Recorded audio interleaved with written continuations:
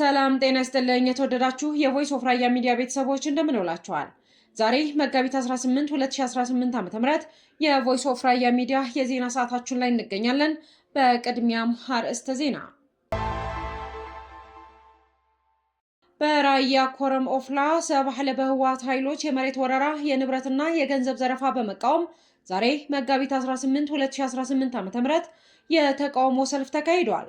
የራያ ባህልና እሴትን ለመላው ማህበረሰብ ለማስተዋወቅ ሚስ ራያ ዝግጅት የገንዘብ ማሰባሰቢያ ሚያዝያ 10 2018 ዓ.ም በአዲስ አበባ እንደሚካሄድ ተገልጿል። የትግራይ አዲስ አስተዳደር በአዲስ አበባ እየተቋቋመ ነው ተብሏል። በትግራይ ክልል አስቻይ ሁኔታ ሲፈጠር በክልሉ ምክክር ለማካሄድ ኮሚሽኑ ዝግጁ ነው። አስቻይ ሁኔታ እስኪፈጠር ግን በአዲስ አበባ ይካሄዳል ተብሏል። እነዚህንና ሌሎች ዜናዎች ይዘናል። አብራችሁን ቆዩ።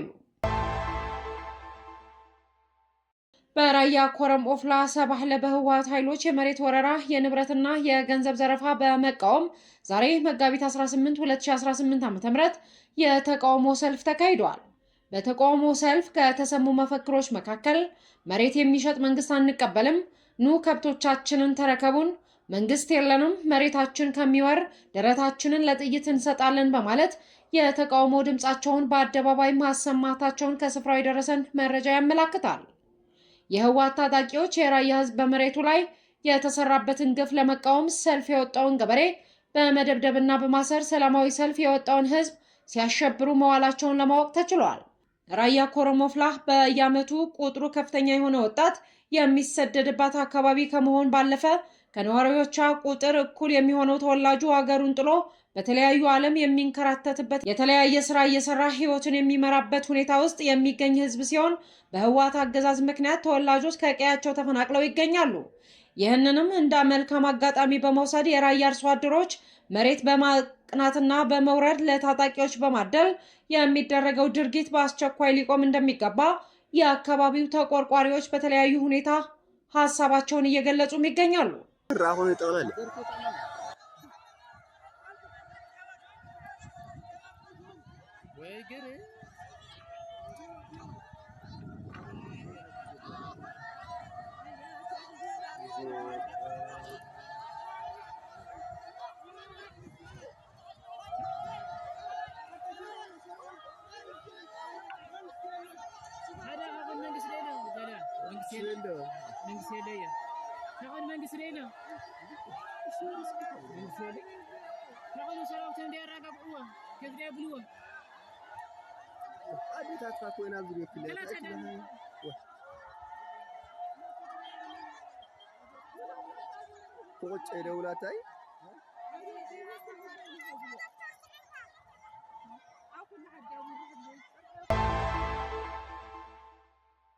የራያን ባህልና እሴት ለመላው ማህበረሰብ ለማስተዋወቅ ሚስ ራያ ዝግጅት በደማቁ የገንዘብ ማሰባሰቢያ ዝግጅት ሚያዝያ 10 በአዲስ አበባ እንደሚካሄድ ተገልጿል።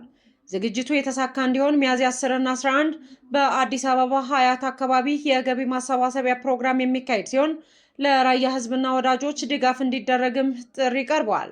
ሚስ ራያ በዓመት አንዴ የሚካሄድ ልዩ መድረክ ሲሆን የ2018 ዓ.ም ፕሮግራም በከፍተኛ ደረጃ ኢትዮጵያዊ ይዘትና ባህላዊ ማዕከላዊነት ያለው ታላቅ ዝግጅት እንዲሆን እየተሰራም እንደሚገኝ የዝግጅቱ መስራች መሲ ራያ ለቮይስ ኦፍ ራያ ሚዲያ ገልጻለች። ያው ሚስ ራያ መስራችና አዘጋጁ እኔ ነኝ። ያው ሚስ ራያ በዓመት አንድ ጊዜ የሚዘጋጅ የራያ መድረክ ነው።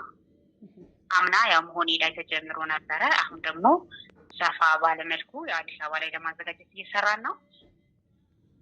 አሁን በቀጣይ ደግሞ ያው የገንዘብ ማሰባሰቢያ ፕሮግራም አድርገን ከዛ ወደ ውድድሩ እንገባለን ማለት ነው። አምና እንዴት ነበረ? የዘንድሮስ በምን አይነት ሁኔታ ነው መስራት የፈለጋችሁት? ምን ልዩነት አለው? ከባህል አንጻር ምን አይነት ፋይዳ አለው? ለራያ አካባቢ ምን አይነት ፋይዳ አለው? ይሄንን ጠቅለል አድርገው ቢነግሩኝ። እሺ፣ አምናው ያው ራያ ውስጥ የተዘጋጀው ያው ሁሉም አካባቢ ለማጠቃለልም ያው ሞክረናል። ያው እስከነ ድክመቱ ምናምኑ አዘጋጅተናል። አሪፍ መድረክ ነበረ። በጣም ከአብዛኛው የራያ አካባቢ መጥተው ተወዳድረዋል እና በጣም አሪፍ መድረክም ነበረ። የዘንድሮ ግን ያው ከራያ ወጣ ብሎ ያው በሀገር ደረጃ እዚህ እንዲዘጋጅ ነው የተፈለገው ከራያ ማህበረሰብ ውጪ ሌላው ማህበረሰብ ኢትዮጵያ ውስጥ ያለው ማህበረሰብ ያው ባህሉን ሴቱን በደንብ እንዲያውቅ እየሰራን ነው እና ለባህሉ ያው በጣም ትልቅ ጥቅም አለው። የፋሽን ኢንዱስትሪ ለባህል በጣም ትልቅ ጥቅም እንዳለ ሁሉም ያወቀው ነገር ነው። እኛ ሀገር ላይ ደግሞ ገና ያልተሰራ ስለሆነ ያው በባህሉ የመጣ ነው። ለዛ ነው የራያ ባህል ያው ብዙ ያልተወራለት ብዙ ያልታወቀ በጣም ትልቅ ባህል ያለን ሰዎች ነን እና እሱ ደግሞ አሁን በሀገር ደረጃ ላይ ይዘነዋል በደንብ ለማስተዋወቅ ያው ብቻ ባህል ማስተዋወቅን ብቻ ሳይሆን ኢኒሼቲቭ የሚያደርግ ነው ለወጣቶች በተለይ ደግሞ ለሴቶች የአካባቢያቸው ሂደን ነው የምንመዘግባቸው። ያው እድሉ ያላገኙት እድሉ እንዲያገኙ ያመቻቸን ስለሆነ እንደ ስራ መፍጠርም ነው። ለወጣቶችም ደግሞ ያው ስደትም ምንም ለመቀነስም የምናዘጋጀው ፕሮግራም ነው ከባህልም ባሻገር ማለት ነው። የት ነው አሁን አዲስ አበባ ነው የሚዘጋጀው ወይስ? አዎ መድረኩ ፋይናል መድረኩ አዲስ አበባ ላይ ነው የሚዘጋጀው። ማጣሪያው ግን እዛ ራያ ላይ ነው የምናደርገው። ያው እዛ ማጣሪያ ተደርጎ ፋይናል ስቴጃቸው ግን አዲስ አበባ ነው የምናደርገው። መቼ ነው በዚሁ ቢነግሩንና? አዎ የገንዘብ ማሰባሰቢያው ያው ዳግማዊ ትንሣኤ 10 እና 11 ነው ይዘነው ያለነው 2 ቀን ነው። መድረኩ ግን ያው ግንቦት 16 ላይ ነው የሚደረገው። ስለዚህ ግንቦት 16 በራያ መዲና ባላማጣ ወይ እሱ ፋይናል መድረኩ ነው እዚህ የምናደርገው። ፋይናል መድረኩ አዲስ አበባ ላይ ነው የሚሆነው። ማጣሪያው ግን እዛ አላማጣ ላይ የምናደርገው። እሺ ስለሰጡን ማብራሪያ እጅግ አድርገን እናመሰግናለን። ሰላም ይዋሉ። የትግራይ አዲስ አስተዳደር በአዲስ አበባ እየተቋቋመ ነው ተባለ። አዲስ አበባ የከተሙት የህወሓት ተቃዋሚ ጀነራሎች እና ፖለቲከኞች የትግራይን ጊዜያዊ አስተዳደር ለመረከብ እየተዘጋጁ መሆኑ ተሰምቷል።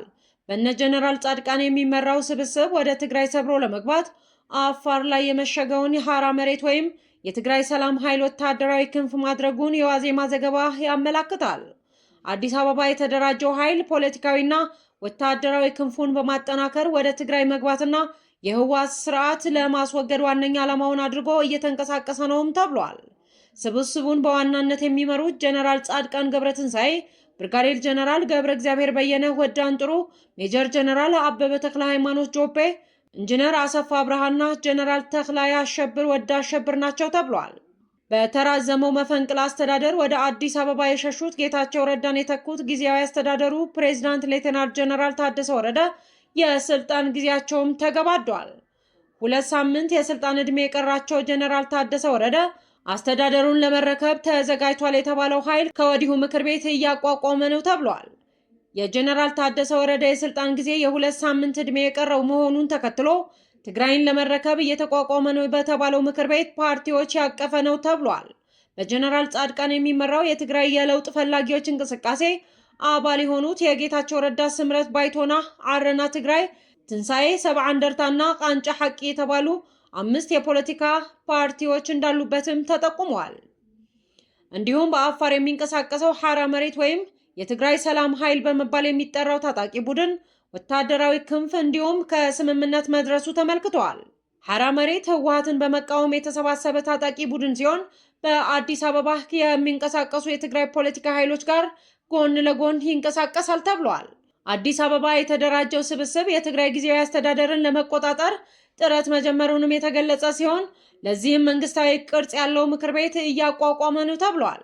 ምክር ቤቱ የጀነራል ታደሰ የስልጣን ጊዜ ከማብቃቱ በፊት በቅርቡ በአዲስ አበባ ይፋ እንደሚደረግ የዋዜማ ዘገባም አመላክቷል። በትግራይ ክልል አስቻይ ሁኔታዎች ሲፈጠሩ በክልሉ ምክክር ለማካሄድ ኮሚሽኑ ዝግጁ ነው። አስቻይ ሁኔታ እስኪፈጠር በአዲስ አበባ ይካሄዳል ተባለ። የኢትዮጵያ ሀገራዊ ምክክር ኮሚሽን መጋቢት 18 2018 ዓ.ም በትግራይ ክልል አስቻይ ሁኔታዎች ሲፈጠሩ በክልሉ ምክክር ለማካሄድ ኮሚሽኑ ዝግጁ ነው። አስቻይ ሁኔታ እስኪፈጠር በአዲስ አበባ ይካሄዳል ተብሏል።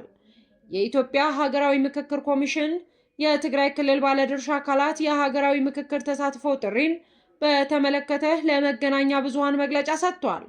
መግለጫውን የሰጡት ዋና ኮሚሽነር ፕሮፌሰር መስፍን አርአያ ኮሚሽኑ በመላ ሀገሪቱ ከወረዳ ጀምሮ በርካታ ተግባራትን አከናውኖ ተጨባጭ ስኬቶችን አስመዝግበዋል ብለዋል። ትግራይ ክልል በምክክር ሂደቱ በምልአት መሳተፍ እንዳለበት ኮሚሽኑ በጽኑ እንደሚያምንም ገልጸዋል። የተወደዳችሁ የቮይስ ኦፍ ራያ ሚዲያ ቤተሰቦች ለዛሬ መጋቢት 18 2018 ዓ.ም የቮይስ ኦፍ ራያ ሚዲያ ዕለታዊ ዜና ጥንቅራችን ይህንን ይመስል ነበር። ስለተከታተላችሁን እጅግ አድርገን እናመሰግናለን። ሰላም።